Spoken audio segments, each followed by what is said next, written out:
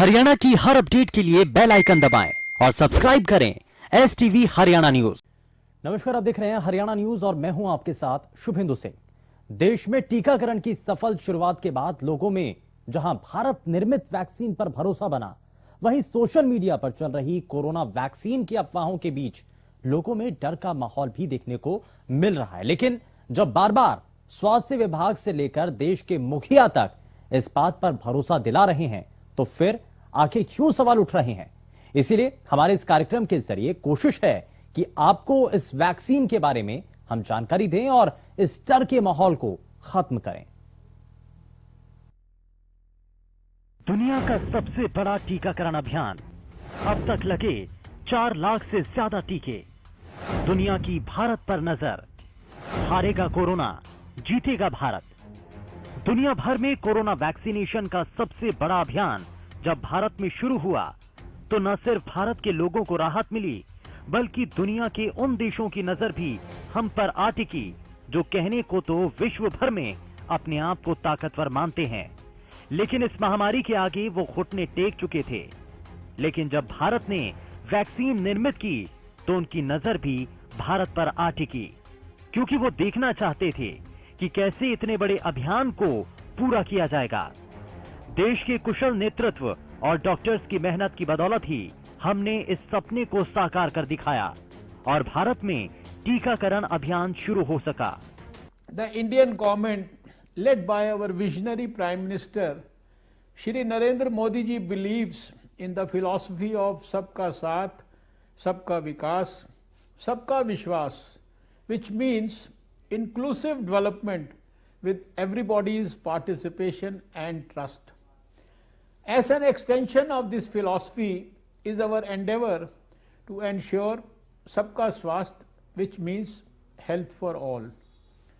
Our view on health has always been that health is a fundamental right of all humans and not a privilege. You will all agree with me that the right to health is fundamental to the right to life. India is committed to the health and well-being of each and every citizen of the country. The National Health Policy of 2017 and our ambitious Ayushman Bharat program stand testimony to this commitment. I am proud to highlight the fact that Ayushman Bharat is the largest health assurance scheme in the world, providing coverage of up to ₹500,000 per family per year for secondary and tertiary healthcare services. More than 500 million Indian citizens are benefiting from this program.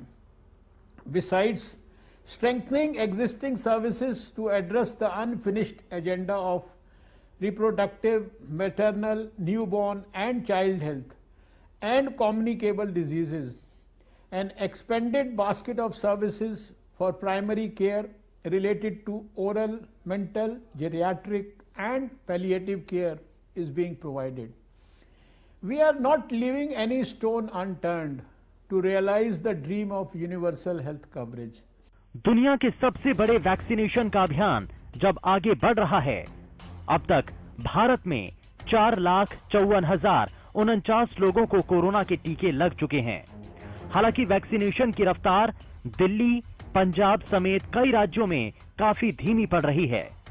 Corona vaccination के मामले में कर्नाटक सबसे आगे है, इसके बाद ओडिशा का number है। पश्चिम बंगाल और तेलंगाना में भी अब तक 10,000 से ज्यादा लोगों को टीका लगाया जा चुका है। कई राज्य टारगेट से पीछे रहे। दिल्ली में तो लक्ष्य से आधे लोगों का ही टीकाकरण हो पाया। कुछ ऐसा ही हाल बाकी राज्यों का भी है, क्योंकि कोरोना की वैक्सीन आने के बाद आज भी लोगों के मन में डर बना हुआ है। कई लोगों की तरफ से वैक्सीन पर सवाल उठाए गए। न सिर्फ आम लोगों ने सवाल उठाए, बल्कि कई राजनीतिक दलों ने शंका जाहिर की। हालांकि इसको लेकर स्वास्थ्य विभाग की टीम की तरफ से कई बार स्पष्टीकरण भी दिया गया, लेकिन इस सब के बावजूद भी भारत में हुआ टीकाकरण दुनिया के कई देशों से आज भी ज्यादा है, जिसमें फ्रांस, यूके, यूएस शामिल हैं। भारत में हमने पहले दिन 2,07,000 से ज्यादा व्यक्तियों को कोविड के टीके लगाए। यूएसए में जब वैक्सीनेशन प्रारंभ हुआ तो 79,000 से ज्यादा लोगों को डे 1 पर वैक्सीनेट किया गया, यूके में 19,700 और फ्रांस में 73। लेकिन मौजूदा वक्त में भारत में हुए टीकाकरण का असर इस हफ्ते कैसा रहा, इसको लेकर भी जानकारी दी गई। जरा आप भी देखिए कि कैसे देश में शुरू हुआ टीकाकरण दिन बीतने के बाद आज तक कितना सफल रहा। इस सप्ताह की जो मुख्य हाइलाइट्स हैं वो ये कि आज सुबह तक देश में 4,54,049 लोगों का इम्यूनाइजेशन हो चुका है कोविड-19 वैक्सीन के द्वारा। 4,54,000 odd people have been immunized till early morning today. So this does not include the figures of immunization that is happening as we speak. Corona का टीका लाखों लोगों को लग चुका है और लगातार टीकाकरण का काम जारी है। ऐसे में लोगों के मन में डर भी बन रहा है, लेकिन इस सब के बीच फ्रंटलाइन हेल्थ केयर वर्कर्स ने टीका लगवाया। कुछ कंट्राइंडिकेशन है, 18 साल से कम के बच्चे को नहीं लगाना, प्रेग्नेंट फीमेल को नहीं लगाना, लैक्टेटिंग फीमेल को नहीं लगाना, या कोई ऐसा हो जिसको एलर्जी हो किसी मेडिसिन से स्पेसिफिकली, उनको अवॉइड करना है हमने, और पूर्ण रूप से सेफ है। लगवाइए, हमारे जो साइंटिस्ट है अच्छा ही काम किया है उन्होंने, मतलब इंजेक्शन सभी लगवा रहे हैं, फिर हम भी तो लगाए। कोविड वैक्सीनेशन प्रधानमंत्री जी ने 16 तारीख को लॉन्च किया था और उस दिन फतेहाबाद में भी हमने 3 जगह पे कोविड वैक्सीनेशन लाभार्थियों को दिया। और तो उस दिन हमने 3 जगह किया था, फतेहाबाद, रतिया और टोहाना। फतेहाबाद में 100 केसेस, रतिया में 60 केसेस और टोहाना में 50 केसेस को वैक्सीनेशन मिली। और इसमें प्रथम चरण में स्वास्थ्य कर्मचारियों को ये वैक्सीनेशन दिया गया और इसमें डॉक्टर्स थे, स्टाफ नर्सेस थी, फार्मासिस्ट थे, आशा थी, एएनएम थी और चतुर्थ श्रेणी कर्मचारी वो भी थे। वहीं इस दौरान कोरोना वैक्सीन को लेकर कई अफवाहें भी सोशल मीडिया पर चल रही हैं, लेकिन लोगों ने भारत निर्मित कोवैक्सीन और कोविशील्ड पर भरोसा जताया। हालांकि स्वास्थ्य विभाग की तरफ से इस पर बयान भी दिया गया और भरोसा दिलवाया गया कि ये दोनों ही वैक्सीन कारगर हैं। Just say 3 points. One is that vaccine does not cause COVID-19, first point. Second point, vaccine prevents COVID-19, very clear. Third point, vaccines prevent COVID-19 deaths. This is very important. So the time to take the vaccine is now, as we are poised in such a part of the pandemic, as Professor Paul has said, that we can break the chain of virus transmission, and everyone should be a wheel in breaking this transmission of the virus. हालांकि इस दौरान लोगों के कई सवाल इस बात पर भी उठे कि आखिर किन लोगों को कोरोना की वैक्सीन नहीं लगानी चाहिए।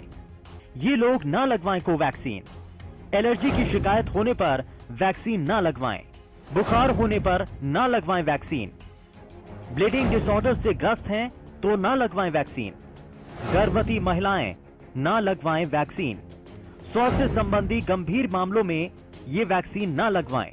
फिलहाल लोगों में डर के बीच भरोसा भी कायम है और इसी पर टीकाकरण हो रहा है। लेकिन बड़ा सवाल यही है कि आम लोगों को जब ये वैक्सीन लगने की स्टेज होगी तब आशंकाएं ज्यादा होंगी।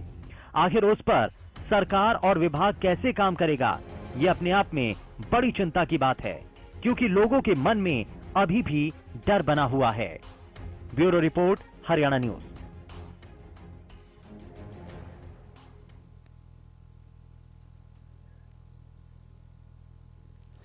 तो कोरोना संक्रमण के जिस दौर से होकर के हम गुजरे हैं, डर आप सभी के मन में होना लाजमी है, लेकिन भरोसा भी कायम होना चाहिए, क्योंकि भारत निर्मित जो दोनों ही वैक्सीन है, कोविशील्ड और कोवैक्सीन, ये कहीं ना कहीं ये दिखाती हैं कि भारत की जो डॉक्टर्स हैं उनकी मेहनत रंग लाई है। और इसीलिए सबसे पहले जो हेल्थ केयर वर्कर्स हैं, फ्रंटलाइन वर्कर्स हैं, उनको सबसे पहले यहां पर टीका दिया गया है। और अब जरा आपको ग्राफिक्स के जरिए कुछ जानकारी दें इस वैक्सीन को लेकर के। दरअसल किन लोगों को ये वैक्सीन नहीं लगवानी है, क्योंकि ये आशंकाएं शुरुआत में जताई जाने लगी कि इसके साइड इफेक्ट भी होने लगे हैं, इसका असर भी होने लगा है, दुष्प्रभाव भी होने लगा है। लेकिन यह भी साफ कर दिया गया, क्योंकि कोवैक्सीन को लेकर के यहां पर स्पष्टीकरण दिया गया है और यह बताया गया है कि किन लोगों को कोवैक्सीन की डोज नहीं देनी है, यानी कि गर्भवती महिलाएं जिनको कोवैक्सीन की डोज नहीं देनी है उनको यह टीका नहीं लगाना है। वहीं स्वास्थ्य संबंधी जिस भी व्यक्ति को अगर कोई भी परेशानी आती है तो उनको भी यह वैक्सीन नहीं लगवानी है। वहीं एलर्जी की शिकायत होने पर भी आपको कोवैक्सीन नहीं लगवानी है, यानी कि उसका टीका आपको नहीं लगवाना है। ये शुरुआत में भी एक रूटीन चेकअप होता है। आपने देखा भी होगा कि जब कोई भी पेशेंट अगर जाता है जिसको टीका इस वक्त लग रहा है तो सबसे पहले उसके बारे में पूछा जाता है कि कहीं आपको बुखार तो नहीं है, कहीं आपको कोई एलर्जी तो नहीं है, कहीं आप गर्भवती तो नहीं है। तो ये कुछ चीजें हैं जो कि बुनियादी बेसिक चीजें हैं जिनको यहां जाना जाता है और उसी के आधार पर उसके बाद वैक्सीन लगवाई जाती है। लेकिन अब आपको जरा यह भी बता दें कि वैक्सीनेशन के इस प्रोसेस के अंदर एक महत्वपूर्ण ऐप यानी कि कोविन ऐप जो है जिसको आपके पास होना बहुत जरूरी है, जिसके जरिए एक डेटाबेस तैयार किया जा रहा है ताकि जो कोवैक्सीन और कोविशील्ड दोनों ही वैक्सीन है भारत निर्मित, वो आप तक पहुंचाई जा सके। वो उसकी डोज आपको कब और कैसे देनी है, कितने समय के बाद देनी है, कितने अंतराल के बाद देनी है, वो सब आपको इस ऐप के जरिए बताया जा सकेगा। लेकिन इसमें जो है आपको रजिस्टर्ड होना चाहिए। रजिस्ट्रेशन के लिए सरकार ये कोविन प्लेटफॉर्म लेकर के आई है, ऐप लेकर के आई है। हालांकि आम लोगों का रजिस्ट्रेशन अभी शुरू नहीं हुआ है, कि जैसे कि आप जानते हैं कि फर्स्ट स्टेज है और इसमें जो है फ्रंटलाइन वर्कर्स को इसमें टीकाकरण किया जा रहा है। लेकिन जो आपके फोन में आरोग्य सेतु ऐप है उन यूजर्स को भी बहुत हद तक फायदा मिलने जा रहा है, क्योंकि वो सभी चीजें इस आरोग्य सेतु ऐप के अंदर भी देखने को मिलेंगी। आरोग्य सेतु ऐप जो है वो देश में करीब करीब 27 करोड़ उसके यूजर्स हैं और ये माना गया था कि जब कोरोना संक्रमण का दौर था तो ऐसे में आप पॉजिटिव हैं या नेगेटिव हैं कोरोना, तो ये उस ऐप के थ्रू भी पता चलता था। तो अब उस ऐप को भी इससे लिंक किया गया है, इंटरलिंक करके इस वैक्सीनेशन के प्रोग्राम को आगे बढ़ाया जा रहा है। Health expert doctor Ajay Gupta हमारे साथ इस बीच जुड़ चुके हैं। बहुत स्वागत है डॉक्टर अजय आपका कार्यक्रम में। मैं जरा सबसे पहले, क्योंकि कोरोना संक्रमण के इस दौर में जब अब वैक्सीन डेवलप हो चुकी है और टीकाकरण बहुत तेजी के साथ आगे बढ़ रहा है, बहुत सारी शंकाएं हैं लोगों के मन में, बहुत हद तक डर भी है, लेकिन धीरे धीरे वो डर जो है खत्म भी हो रहा है, उसको दूर भी किया जा रहा है और यही हमारे इस कार्यक्रम का मकसद भी है। इस दौरान क्या कहना चाहेंगे आप? देखिए, ऐसा है कि ये हिंदुस्तान में जो कोविड की वैक्सीन जो लॉन्च हुई है, ये दुनिया में एक सबसे बड़ा एक ट्रायल है जो लॉन्च हुआ है। इसकी नजर पूरी दुनिया हिंदुस्तान की वैक्सीन के ऊपर देख रही है। हर स्टेट के अंदर रोल आउट हुआ है। जैसे हमको पता है कि फर्स्ट स्टेज में जितने भी हेल्थ वर्कर्स हैं, डॉक्टर्स हैं, इन सबको वैक्सीन दी जा रही है।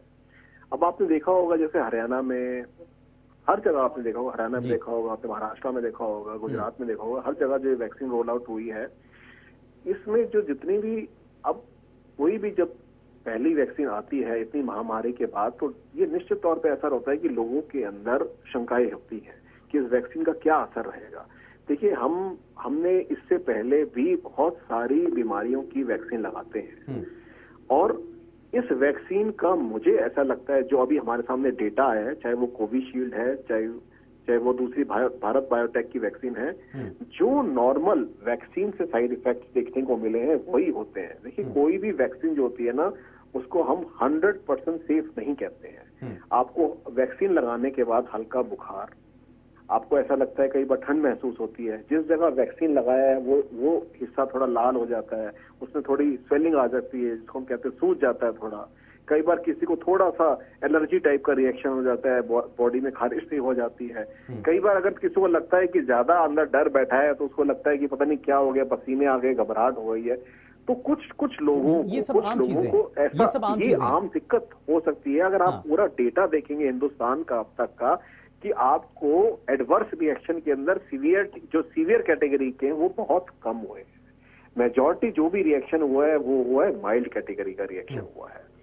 और दोनों वैक्सीन, मैं ये कह रहा हूं, चाहे वो कोविशील्ड है चाहे वो भारत बायोटेक की है, दोनों की जो एफिकेसी है अभी दोनों की किसी में भी कमी नहीं आई है। जो हिंदुस्तान में जो वैक्सीन बनी है वो भी बहुत कारगर। मैं अजय जी आपसे एक और चीज पूछना चाह रहा हूँ, क्योंकि अभी कई लोगों को जो है, लाखों लोगों को वैक्सीन तो लग चुकी है, हेल्थ केयर वर्कर्स को, लेकिन जिनको कुछ भी थोड़ी सी शिकायतें आ रही हैं, जिनको एलर्जी हो रही है, जिनको कुछ बुखार आया है, हालांकि जो टेम्परेचर था वो 100 से नीचे ही रहा, तो ऐसे में उनको क्या करना होगा वो, क्योंकि अब कई लोग ऐसे हैं जो घबराने लगे, डरने लगे, अब इधर उधर फोन भी किया।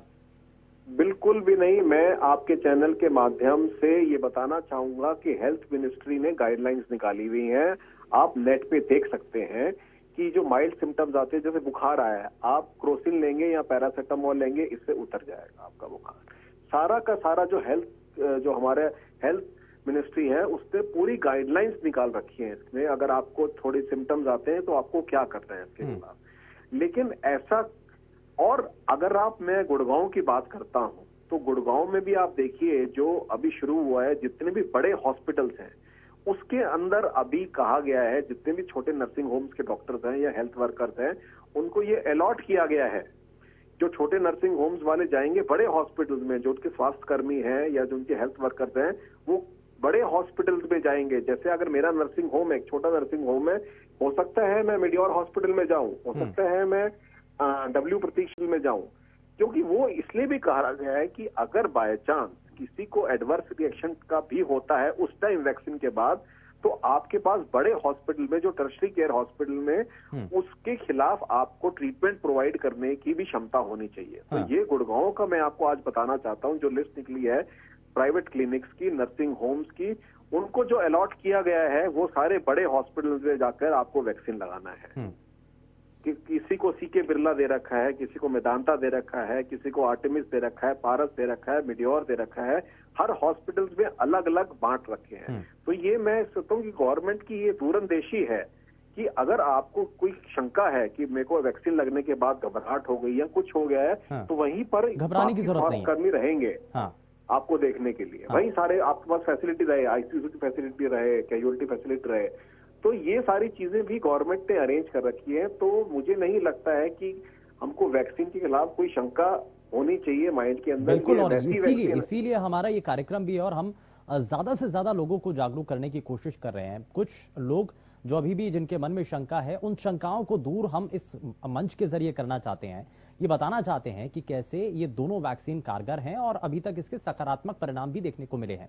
लेकिन मैं जरा डॉक्टर अजय ये भी जानना चाह रहा हूं कि अगर किसी कोई भी शख्स है जिसको अभी टीका लगा है और शुरुआत में ही उनको ये बताया जाता है कि ये चीजें आपको हो सकती हैं, इसको आप सामान्य मानिए, अगर ज्यादा होता है और कितने समय के अंतराल के बाद दोबारा जो दूसरी डोज है वो किसी भी शख्स को लगनी होती है और कितनी डोज इसमें दी जानी है? देखिए ऐसा है, 0.5 ml का जो डोज है वो लगता है पर शॉट, और 28वें दिन पे आपको दूसरा शॉट लगता है, और उसके बाद फिर आपको 14 दिन के बाद आपकी इम्यूनिटी धीरे धीरे आती है उसके खिलाफ। अब जब पहला शॉट लगता है तो उसके बाद आधा घंटे के लिए मॉनिटर रूम में बिठा देते हैं उसको, तुरंत वैक्सीन लगने के बाद घर नहीं भेजा जाता है।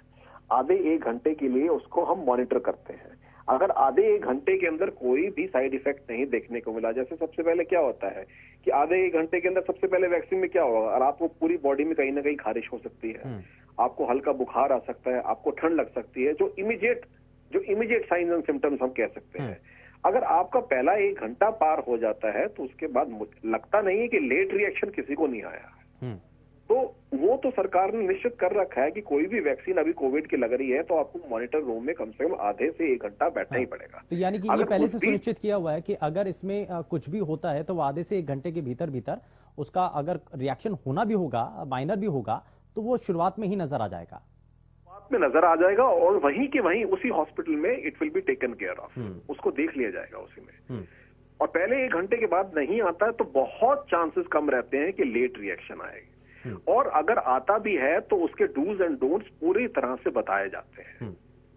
एक डॉक्टर अजय मैं ये भी जानना चाह रहा हूं और आम लोग भी ये समझना चाह रहे होंगे कि अभी तो ये 2 वैक्सीन जो कि अब टीकाकरण जिनको लेकर के शुरू हो चुका है, अभी प्रधानमंत्री के द्वारा भी इस बारे में जानकारी दी गई कि अभी और भी वैक्सीन हैं जो कि तैयार हो रही हैं, उनका भी इंतजार है। तो उनके आने के बाद और उनका जो रिकवरी रेट है वो कितना बेहतर है, और मौजूदा वक्त की जो दोनों वैक्सीन है उनसे क्या बेहतर है या उसके आसपास है?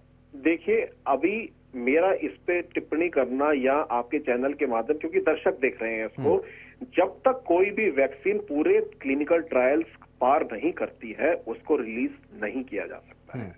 अभी भी आप देखना होगा कि आपने कहा है कि कोविशील्ड रिलीज हुई थी और जो कोवैक्सीन है वो इमरजेंसी यूज के लिए हुई है, क्योंकि ये फेज 3 का जो इसका ट्रायल्स है अभी जस्ट कंप्लीट होने वाला है इसका, जो कोवैक्सीन है। तो लेकिन आशा ये रहती है कि जो वैक्सीन फेज 3 में चली जाती है वो ट्रायल पूरा हो जाता है। तो जैसे आपने कहा कि बाकी जो वैक्सीन है वो ट्रायल्स में है, जब तक उनका ट्रायल पूरा नहीं होता मुझे नहीं लगता है कि जो ये हमारा ऑर्गेनाइजेशन बॉडी है जिसको हम कहते हैं सीरम इंस्टीट्यूट ऑफ इंडिया, ये जब पूरा परख लेती है, पूरी भी वैक्सीन सारे क्लिनिकल ट्रायल्स को पार करती है, तभी ही इसको पेशेंट्स के लिए या फिर हम स्वास्थ्य कर्मी के लिए या आम पब्लिक के लिए रिलीज करते हैं। उन लोगों को क्या कहना चाहेंगे? सोशल मीडिया पर कुछ अफवाहें भी चल रही हैं, उन अफवाहों को दूर करते हुए आप इस पर भी कुछ बताना चाहेंगे दर्शकों को? आप कई जगह बिल्कुल, आप सबसे पहले तो मैं आपके चैनल को दाद देना चाहता हूं। हम यही टाइम था पिछले साल का जब पहला कोविड केस हमारे दिल्ली में डिस्कस हुआ था। पूरा 1 साल हो गया है एसटीवी हरियाणा न्यूज के कवरेज को कोविड के, और आज जब हम ये वैक्सीन रोल आउट किए हैं, आज हम इस लड़ाई के, इस युद्ध के खिलाफ निर्णायक मोड़ पे पहुंच गए हैं। तो आपके चैनल के माध्यम से मैं आपको ये दर्शकों को बताना चाहता हूं कि जब ये वैक्सीन आम पब्लिक के लिए आएगी तो निडर होकर आगे बढ़कर प्लीज ये वैक्सीन लगाइएगा। लेकिन इसके कुछ डूज एंड डोंट्स हैं जो सरकार आपको बताएगी। बिल्कुल, जैसे किसी को अगर पहले से बुखार है, किसी को किसी एलर्जी है, या कोई जो ब्लड पतले करने वाली दवाई ले रहा है, बहुत सारी चीजें हैं, जैसे प्रेग्नेंट लेडीज है, ब्रेस्ट फीडिंग मदर्स है, कुछ ऐसी चीजें हैं जो नहीं ले पाएंगे, फिलहाल अभी भी नहीं ले पाएंगे। तो उनको छोड़कर जो आम स्वस्थ नागरिक हैं वो ये वैक्सीन आराम से ले सकते हैं, और उनको जब ये रोल आउट होगी जरूर लेनी चाहिए। डॉक्टर अजय, मैं जरा आपसे ये भी समझना चाह रहा हूँ कि जिन लोगों को वैक्सीन लगी है, और बहुत सारे लोगों के मन में भी एक सवाल है कि टीका लग गया तो यानी कि अब आप पूरी तरीके से सिक्योर हो चुके हैं, तो ऐसा क्या बिल्कुल समझ लेना ठीक है या ये बहुत जल्दबाजी होगी? बिल्कुल नहीं, बिल्कुल, बहुत शिवेंद्र जी, बहुत इंपॉर्टेंट और बहुत अच्छा सवाल आपने पूछा है कि अगर कोई लोग सोचता है कि मैंने तो यार आज टीका लगा लिया मैं सेफ हूं, बिल्कुल भी नहीं। पहला टीका, फिर दूसरा टीका 28 दिन बाद, फिर उसके 14 से 20 दिन बाद आपकी इम्यूनिटी डेवलप होनी शुरू होती है। और आपके चैनल के माध्यम से एक चीज और बताना चाहता हूं, जैसे मैंने पहले कहा था, कोई भी वैक्सीन 100% फुल प्रूफ नहीं होती है। इसकी एफिकेसी भी 90 से 95% तक आई है, यानी 5% फिर भी आपको चांस है कोविड होने का। तो अभी भी जो हम डूज एंड डोंट्स है, personal maintenance of personal hygiene है, मास्क है, सोशल डिस्टेंसिंग है, ये चीजों का पालन तो करना ही होगा। जैसे हमारे देश के प्रधानमंत्री ने कहा कि वैक्सीन रोल आउट हो गई है, लेकिन कढ़ाई अभी भी जरूरी है। बिल्कुल, और कढ़ाई के साथ ही इस पूरे अभियान को आगे बढ़ाना होगा, तभी ये सार्थक हो पाएगा। बहुत बहुत शुक्रिया डॉक्टर अजय, आप हमारे साथ कार्यक्रम में जुड़े और बहुत सारी जानकारी आपने हमारे दर्शकों के साथ साझा की है। बहुत सारे हमारे दर्शकों के मन में सवाल भी थे, शंकाएं भी थी, लेकिन उनको आपने बड़ी ही आसानी के साथ दूर किया है। और हमारा भी मकसद यही है कि जो आम लोगों के मन में शंकाएं हैं, सवाल हैं, वो इस टीकाकरण को लेकर के खत्म हो सके। फिलहाल